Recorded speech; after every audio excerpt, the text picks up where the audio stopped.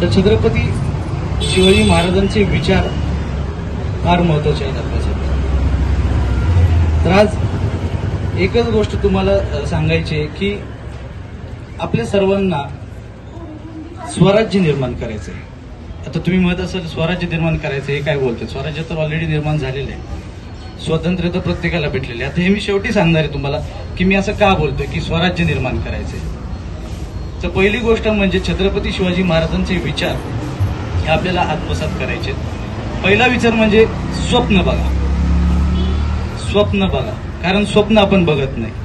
काय वाटतं आपल्याला की अरे आपण हे स्वप्न बघितलं पूर्ण होईल की नाही, किंवा आपण घाबरतो बोलायला. आता तुम्ही सगळे 6वी 7वीची मुलं आहात, 9वी पर्यंत आहात, तर हे बरोबर वय आहे की स्वप्न बघा. काय नाही, जे वाटेल की तुम्हाला जे स्वप्न आहे त्याचा नक्की विचार करा. कारण आपले राजे हे स्वप्न पूर्ण करणारे राजे, हे जगातले पहिले असे महाराज असतील जे राजे म्हणून जन्माला नाही आले, त्यांनी शून्यापासून निर्माण केलेलं आहे, स्वराज्य निर्माण केलेलं आहे, राज्याभिषेक झाला आणि मृत्यू सुद्धा राजा असतानाच झालेला आहे. तर हे फार चमत्कारिक गोष्ट आहे. तर पहिली गोष्ट स्वप्न बघा, स्वप्नावर विश्वास ठेवा की नाही मला स्वप्न पूर्ण करायची जी प्रेरणा आहे ती छत्रपती शिवाजी महाराजांपासून घेतली पाहिजे. हे झालं. दुसरी गोष्ट चरित्र, कॅरेक्टर आणि स्पष्टता, स्थिरता असावी. तुमचं एक ठरलं चालू स्वप्न मला हे बनायचं, आयुष्यात हे घडायचंय, पण त्याच्यासाठी लागतं काय? आपले एथिक्स. तुम्ही हा डायलॉग ऐकलाच असेल की उसूलों पे अगर आँच आए तो टकराना जरुरी है और अगर जिंदा हो तो जिंदा आना जरुरी है. अगदी बरोबर आहे. छत्रपती शिवाजी महाराजांचे तसेच विचार होते, त्यांचे स्पष्ट एथिक्स होते, तत्व होते, आणि त्या तत्वांमुळेच त्यांची स्वप्न लोकांनी सुद्धा ऍक्सेप्ट केली. आता मला सांगा ना, तुम्ही एखादी गोष्ट काही ठरवली की बाबा आपण हे करू, तुम्ही समाजात ती गोष्ट सांगितली, किती लोक तुमच्यावर विश्वास ठेवणार आहेत? काहीतरी तुमच्यात असं स्पष्टता, स्थिरता असायला हवी ना. तसंच छत्रपती शिवाजी महाराजांनी जेव्हा स्वराज्य निर्माण करायचं ठरवलं होतं, जेव्हा त्यांनी त्यांच्या 16व्या वर्षात जेव्हा ते ठरवलं, 16व्या वर्षात तेव्हा एक अशी घटना घडली, त्यानंतर प्रत्येक मावळातला माणूस त्यांच्या पाठोपाठ तयार झाला की नाही हा माणूस न्याय करणार. ती गोष्ट म्हणजे परस्त्रीला माते समान मानणं. तुम्हाला ही गोष्ट माहीतच असेल, आजकाल आता फार वाईट घडतंय. चौरंग ही एक शिक्षा दिली गेली होती. एक बाबाजी गुजर नावाचे पाटील होते, तेव्हा पाटीलकी वगैरे असायची, वतनदारी होती.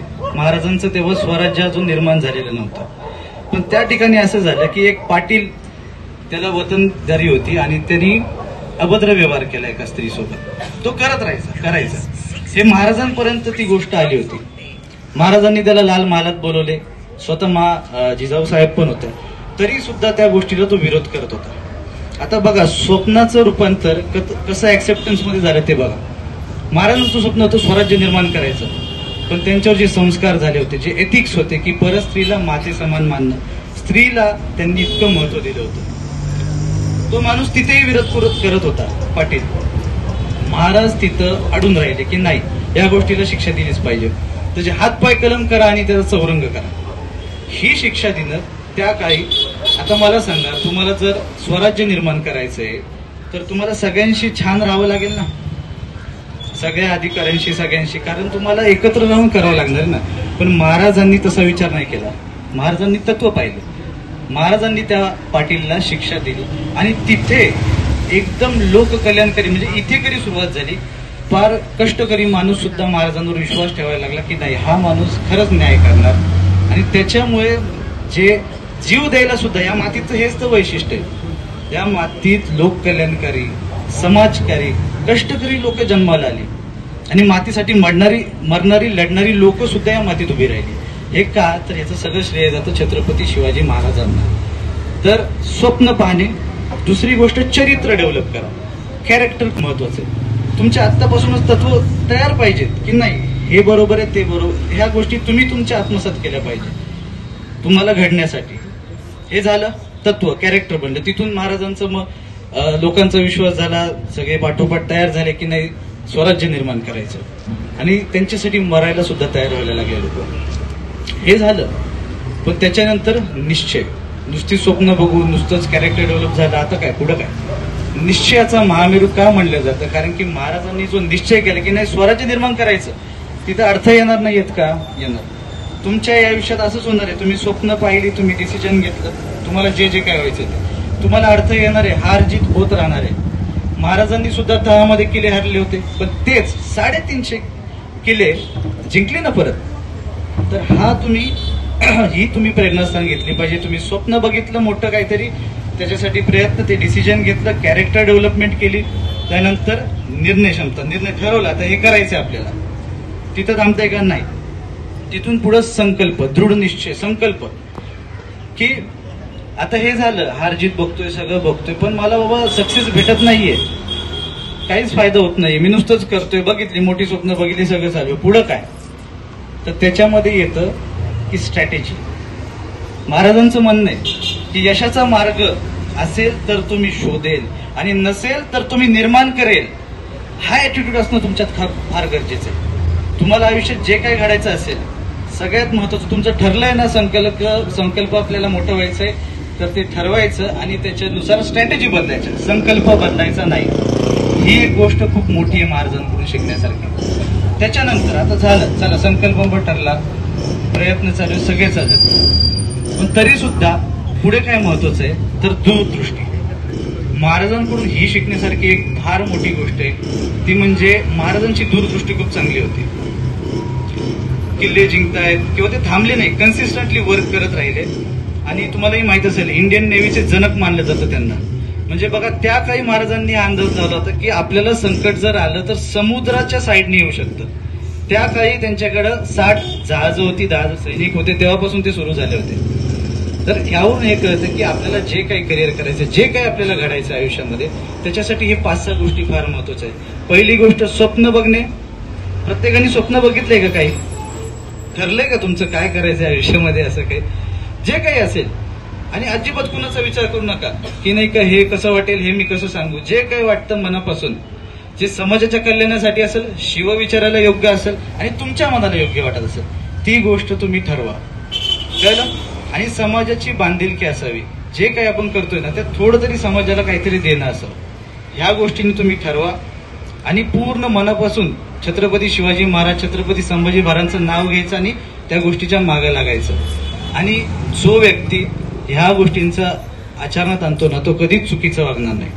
आता मी मगाशी जसं बोललो की आपल्याला स्वराज्य निर्माण करायचंय, तर बऱ्याच जणांना वाटलं असेल हा काय बोलतोय, असं स्वराज्य ऑलरेडी निर्माण झालेलं, मग कसलं स्वराज्य निर्माण करायचं? तर मला हे म्हणायचंय की आता आपण खरंच स्वराज्यात आहोत का?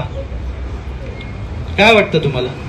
स्वराज्य आहे, आज आपण पारतंत्र्यात नाहीये, सगळं छान, सगळं स्वातंत्र्य आहे, सगळं आहे, पण स्वराज्याचा खरा अर्थ, आत्ताच्या काळात खरा अर्थ गरजेचा हा आहे की स्वतःवर राज्य केलं पाहिजे आपण. त्याचा अर्थ फार समजून घ्या.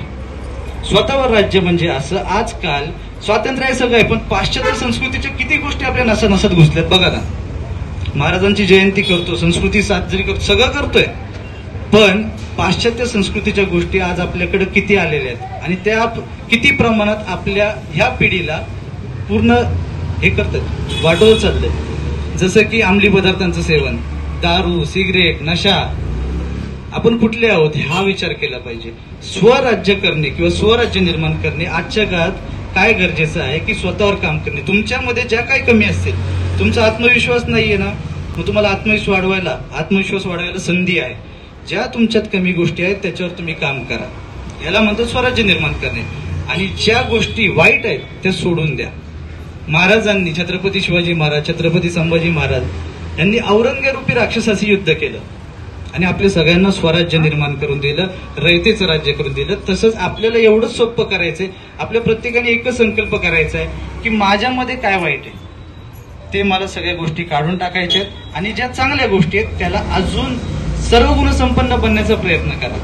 हे प्रत्येकाने जरी ठरवलं ना, तो कुठलाच गुरुकर्माला जाणार नाही. हे सगळ्यात महत्वाचं. आजच्या या गोष्टीला माझी हीच इच्छा आहे, यासाठीच, म्हणजे भाषण म्हणून नाही, पण हेच खरं तर साध्य करायचं की प्रत्येकाने हा संकल्प करा. आजच ठरवा की मी जे ठरवलंय ते आयुष्यात बनणार आहे, चांगले आचरण ठेवणार आहे, अजिबात पाश्चात्य संस्कृती पॉझिटिव्हली घ्यायची आहे. स्वतः छत्रपती शिवाजी महाराजांनी न्यू इनोव्हेशनला वेलकम केलेलं आहे, न्यू स्किलला वेलकम केलेलं आहे, जसं प्रत्येकाला माहिती आहे.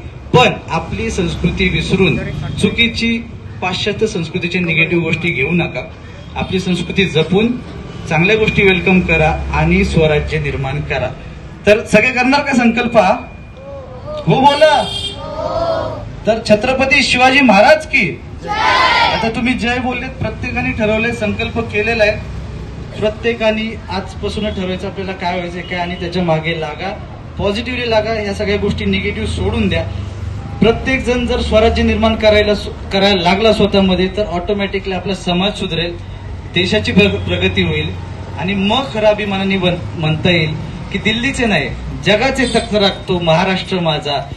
ठीक आहे. तर जय जिजाऊ, जय शिवराय, जय शंभूराज. थँक्यू.